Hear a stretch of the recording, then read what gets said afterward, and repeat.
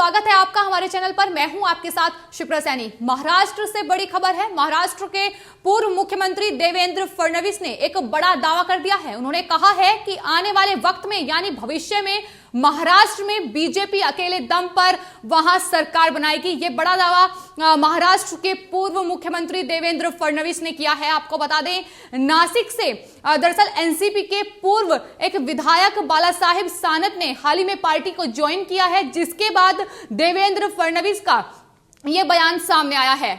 और इस पूरे राजनीतिक घटनाक्रम पर हमारे साथ राय देने के लिए जुड़े हैं राजनीतिक विश्लेषक पवन त्यागी जी। त्यागी जी, आपका बहुत बहुत स्वागत है हमारे चैनल पर। मेरा सबसे पहला सवाल आपसे यही है कि महाराष्ट्र के पूर्व मुख्यमंत्री देवेंद्र फडणवीस ने यह दावा तो कर दिया है कि आने वाले वक्त में बीजेपी अकेले दम पर चुनाव लड़ेगी और जीतेगी भी, लेकिन ये कैसे मुमकिन हो पाएगा? देखिए, जब महाराष्ट्र का पहला चुनाव हुआ था, जिसका मुख्यमंत्री पद ये उद्धव ठाकरे जब बने थे, उस समय आप ध्यान करिए तो सबसे जो सीटें ज़्यादातर आई थी, सिंगल लार्जेस्ट पार्टी वो भाजपा ही थी। और उस समय उस चुनाव के टाइम पे भी ज़्यादातर लोगों ने ये कहा था कि आप अपने बल पर चुनाव लड़ेंगे तो सबसे ज़्यादा सीटें आएंगी और चुनाव भी जीतकर आप खुद का मुख्यमंत्री बना पाएंगे, देवेंद्र फडणवीस मुख्यमंत्री बन जाएंगे। लेकिन केंद्रीय नेतृत्व ने भाजपा के इस बात को नहीं माना और उन्होंने कहा कि नहीं, हमारा 15 साल पुराना एक संबंध है शिवसेना के साथ, तो हम शिवसेना को अलग नहीं कर सकते। हालांकि तकरारें चुनाव के सीटों को लेकर काफ़ी थी, जिसको दूर करने के लिए उस समय जब पार्टी के अध्यक्ष थे अमित शाह, उन्होंने बाकायदा उनको बुलाया भी था और बैठकर बात हुई थी, जिसका बाद में उन्होंने झूठ बोल दिया। संजय राउत ने कह दिया कि साहब, हमें तो ये अमित शाह ने बोल दिया था कि मुख्यमंत्री तुम्हारा होगा, जबकि अमित शाह ने बोला मैंने ऐसा कुछ कहा नहीं है, केवल ये बात हुई थी कि हाँ ठीक है, सीटें आप जहां चाह रहे हैं वहां की बात हुई थी। मतलब कुल मिलाकर वो जो पहला चुनाव था, वो चुनाव भी अगर भाजपा अकेले लड़ती तो आज मुख्यमंत्री देवेंद्र फडणवीस होते, लेकिन उन्होंने अपनी दोस्ती निभाई, जिसके कारण सिंगल लार्जेस्ट पार्टी होने के बावजूद भी गद्दारी करी शिवसेना ने उनके साथ और अपने विरोधी दलों एनसीपी और कांग्रेस से मिल गए और मिलकर के मुख्यमंत्री पद ले लिया।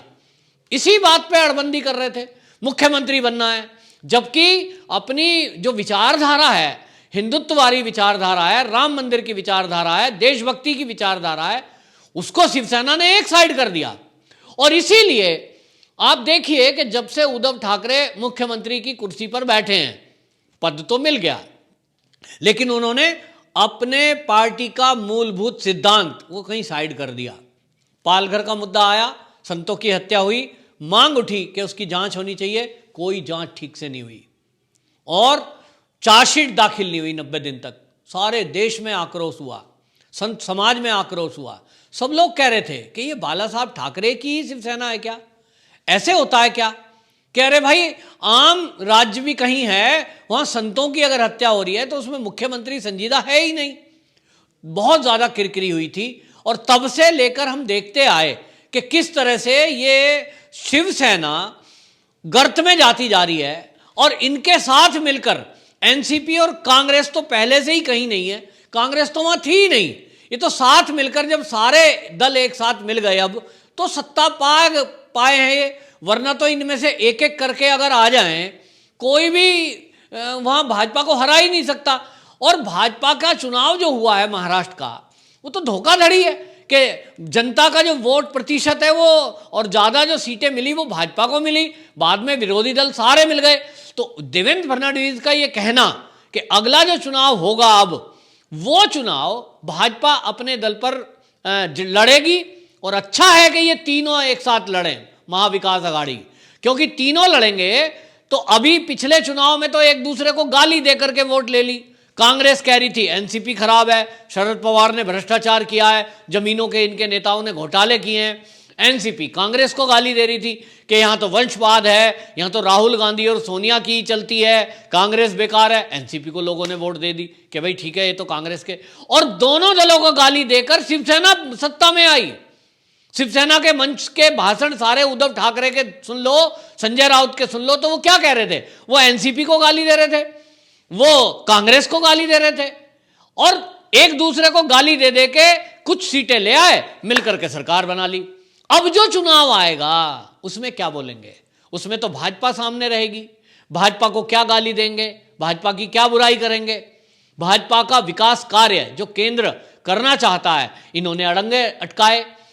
जो किसानों को राहत मिलनी चाहिए वो नहीं पहुंच रही है। जो लोगों को विकास के कारण बुलेट ट्रेन मिलनी चाहिए थी वो नहीं बन पा रही है। मेट्रो ट्रेन अभी तक चल जाती, वो नहीं चलने दी है। और सुशांत सिंह राजपूत के मुद्दे पर इन्होंने महाराष्ट्र ही नहीं पूरे देश के युवाओं को नाराज कर दिया। तो महाराष्ट्र का युवा भी इनसे अब मोहभंग हो चुका है और अलग हो चुका है।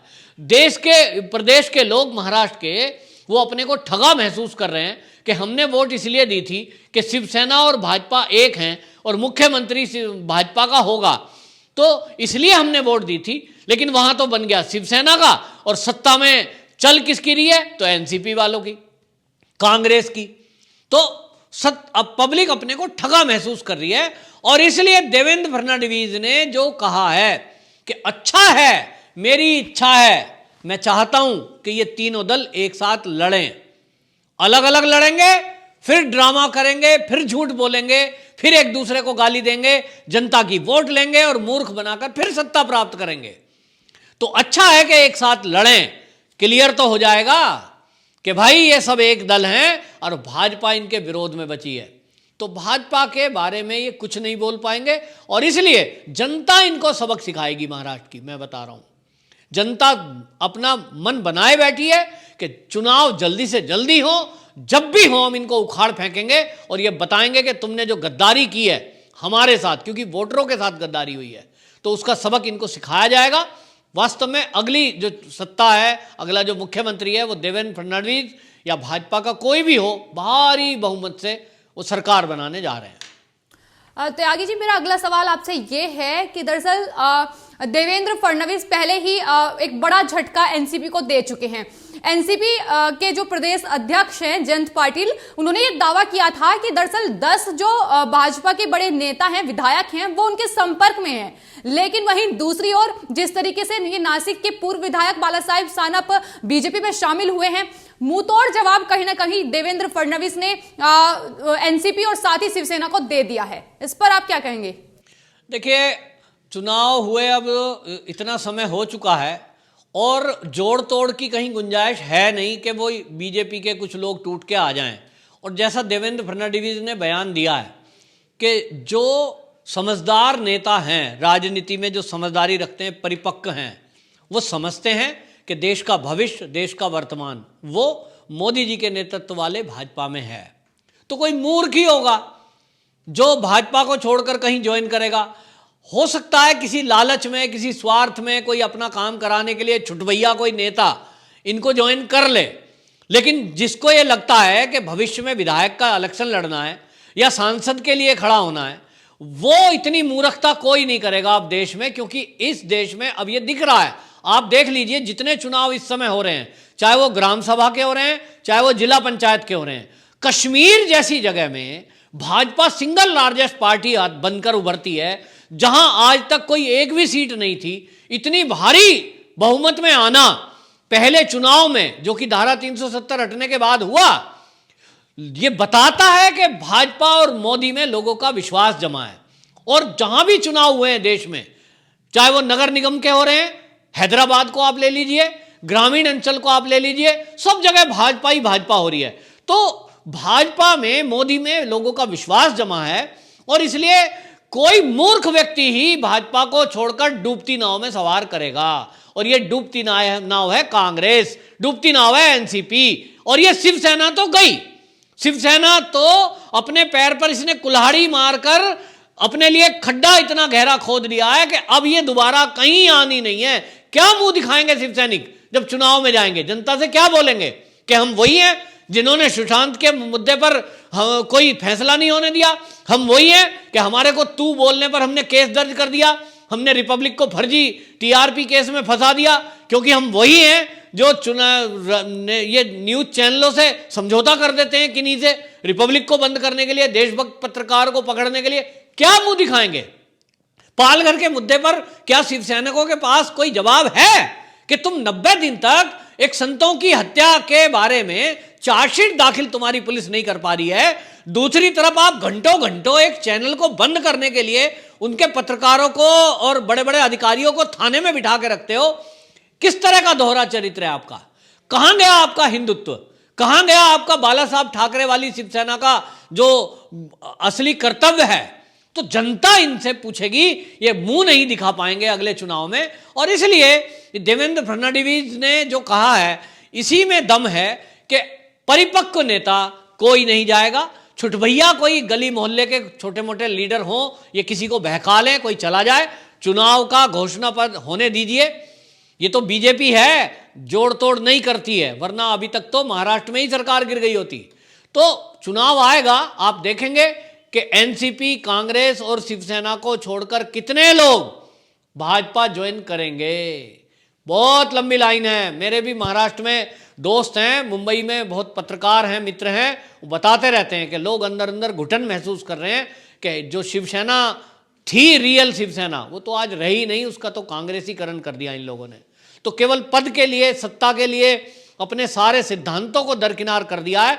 अब असली जो शिवसैनिक हैं, बाला साहब ठाकरे के टाइम के जो नींव के पत्थर हैं, ऐसे लोग वहां घुटन महसूस कर रहे हैं। और वो अभी नहीं, लेकिन चुनाव के समय में आप देखना खुलकर सामने आएंगे और शिवसेना को शिवसैनिक ही हराएगा, ये पक्का है।